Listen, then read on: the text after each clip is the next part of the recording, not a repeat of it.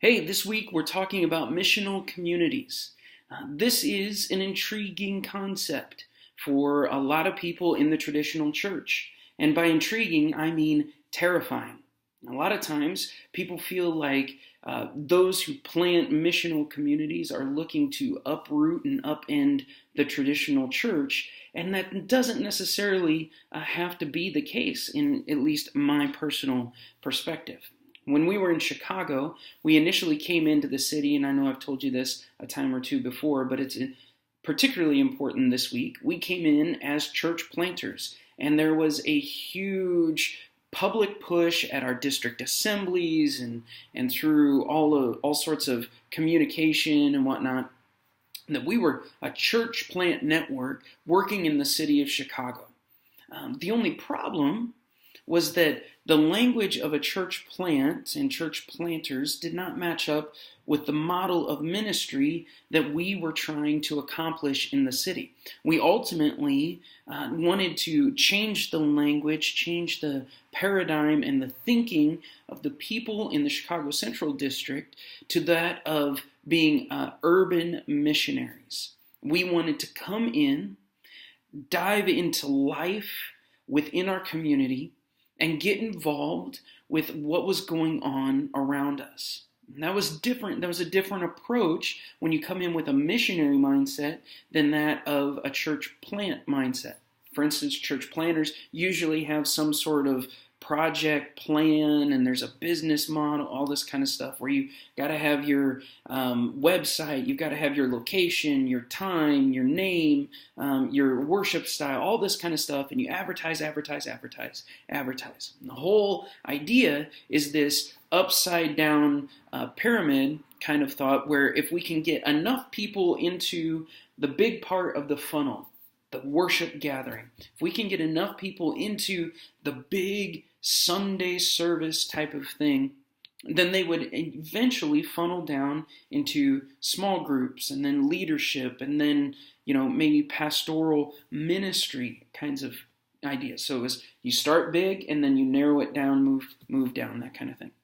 We wanted to turn that on its head. We wanted to flip that idea. And instead of the front door of the church being the big ministry, the big worship event on Sunday, the front door of the church became the front door of your home. See, the reality is, if we're to be a people of discipleship, if we're to be a people of holiness, we need to start with that intimate relationship of living life with people. That, at the core, is what discipleship is really all about. We have to live life with people. We have to be there for them. We have to connect with them at their most vulnerable and their most difficult times in life. We have to speak grace, truth, and peace into their life in those moments when they need it most. So, that doesn't happen in the big setting down to the little groups.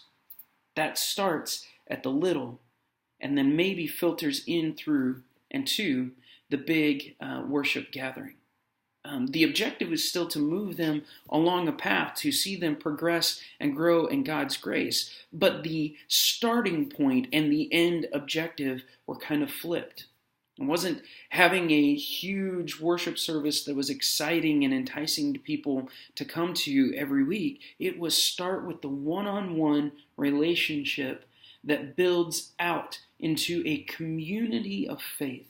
A people who believe, a group of folks who live life together and share with one another God's grace and mercy, love, truth, and peace in their life. So, the scripture says, they will know you are my disciples by the way you love one another. The way that happens is in a community. We heard Alan Hirsch talk a little bit about communitas and how that comes together and living life together with folks. This idea of missional communities that we're going to talk about this week, extensively over the course of the week, is a group of people who live in faith and on mission to those people in their lives. So that means you see people at work as a ministry opportunity. You see people in the park, you see people at school, you see people with your kids, other families, all those kinds of things as a missional opportunity to impact the life of someone else. If a group of people begins to live that way, imagine what it does for the church.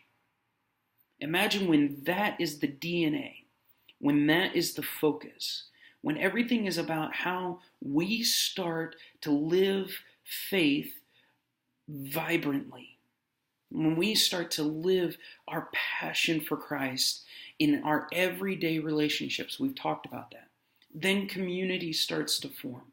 Then we start to live life together and see what God can do through a small group of people, a small band of people joined together so passionately in faith that we move forward into the world and impact the community around us. The truth is, there's a lot of folks who won't even darken the doorstep of a church. I think of a guy, his name was Andy. We met Andy and his wife, Leanne, and their 2 kids through my son's baseball team. Their oldest son was on my oldest son's baseball team, and we immediately clicked and connected with the Jankowitz family. They're a wonderful, wonderful family, Catholic. They grew up with that nominal routine of the Catholic Church on Easter and Christmas and confirmation, all those kinds of normal routines. But they had gotten away from actually attending church on a regular basis because Andy's mom worked at a church. She was some sort of secretary or administrator of some sort like that, if I remember correctly. The issue was that Andy's mom was hurt by the church. And unfortunately that happens. And Andy just said, you know what? I'm not going to go to church anymore. And we were able to connect with Andy and his family because we brought them into our home, because we brought them into our lives. We lived in community with them.